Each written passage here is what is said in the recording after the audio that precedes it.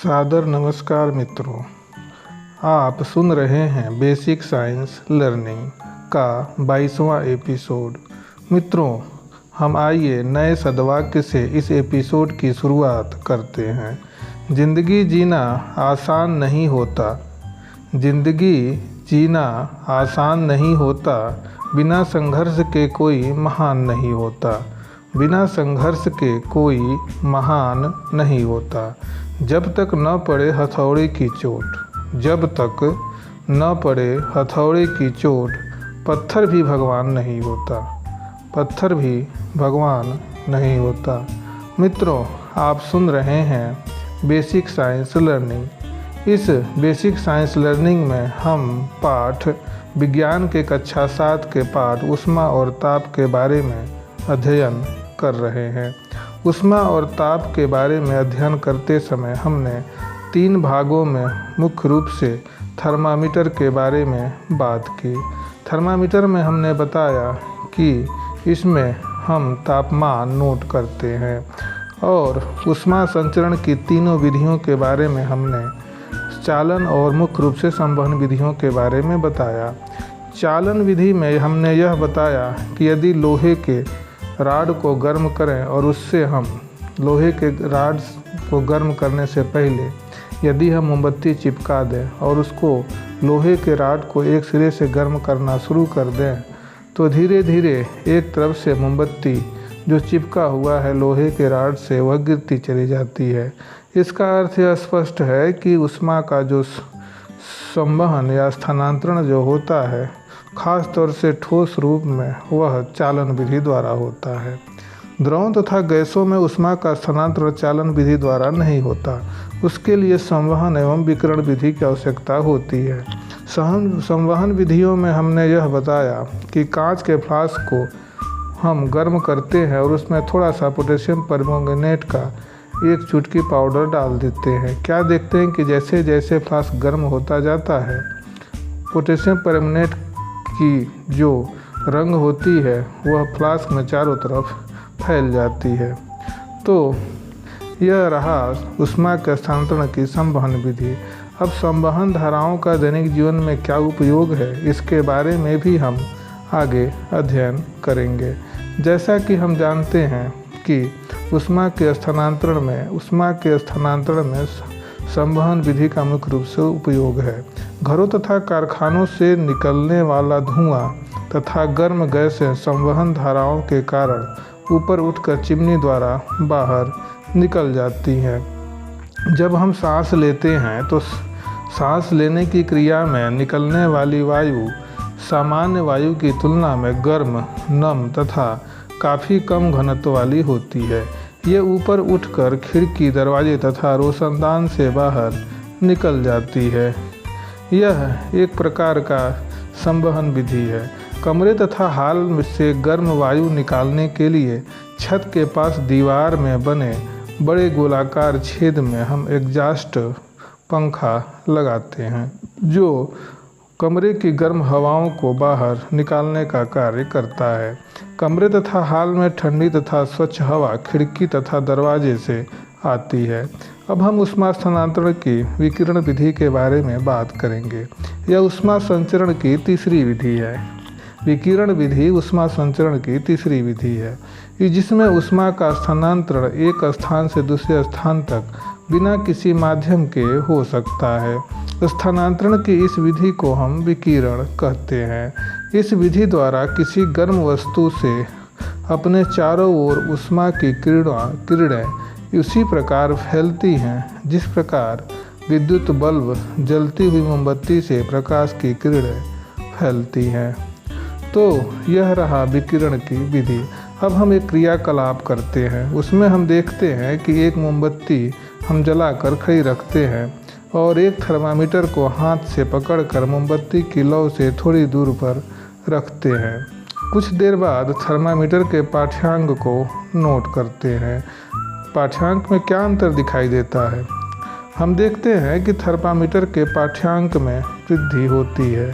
क्या थर्मामीटर द्वारा प्रदर्शित ताप वृद्धि ऊष्मा स्थानांतरण की चालन तथा संवहन विधि के कारण है? नहीं।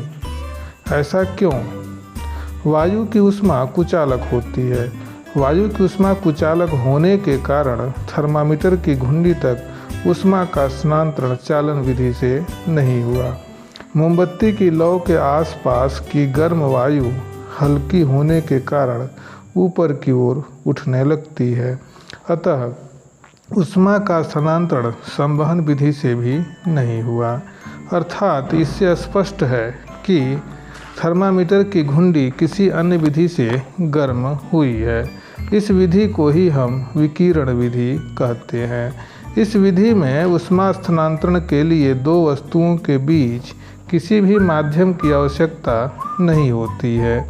विकिरण अर्थात विकिरण की क्रिया में निर्वात में भी हो सकती है।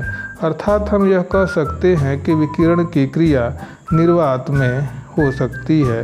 निर्वात का अर्थ ये होता है कि निर्वात एक प्रकार का ऐसा माध्यम है जो बिल्कुल शून्य होता है। सूर्य और पृथ्वी के बीच का बहुत बड़ा भाग निर्वात है। सूर्य की ऊष्मीय ऊर्जा निर्वात से होती हुई पृथ्वी तक पहुंच जाती है। जैसा कि हमने इस क्रियाकलाप में बताया कि वायु ऊष्मा की कुचालक होने के कारण थर्मामीटर की जो घुंडी है उसमें ऊष्मा का स्थानांतरण चालन विधि से नहीं हुआ, क्योंकि चालन विधि में मुख्य रूप से उसमें होती है जो मुख्य रूप से धातु होते हैं और ऊष्मा के सुचालक होते हैं। मोमबत्ती की लौ के आसपास की गर्म वायु हल्की होने के कारण जैसा कि हम जानते हैं कि वह ऊपर की ओर उठ जाती है और वह बाहर निकल जाती है, अतः ऊष्मा का स्थानांतरण संवहन विधि से भी नहीं हुआ। संवहन विधि मुख्य रूप से हम ये कहें कि संवहन विधि के लिए माध्यम की आवश्यकता होती है। जैसे द्रव एक माध्यम है या हवा भी एक माध्यम है। हम ये कह सकते हैं कि ऊष्मा का स्थानांतरण इस क्रियाकलाप में संवहन विधि द्वारा भी नहीं हुआ। स्पष्ट है कि थर्मामीटर की घुंडी ऊष्मा स्थानांतरण की किसी अन्य विधि द्वारा गर्म हुई है। किस विधि को हम क्या कहते हैं? इस विधि को ही हम विकिरण कहते हैं।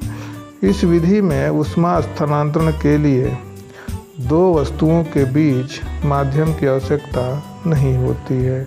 अर्थात यदि कोई माध्यम न रहे तब भी ऊष्मा का जो स्थानांतरण होगा वह विकिरण विधि द्वारा भी होता है।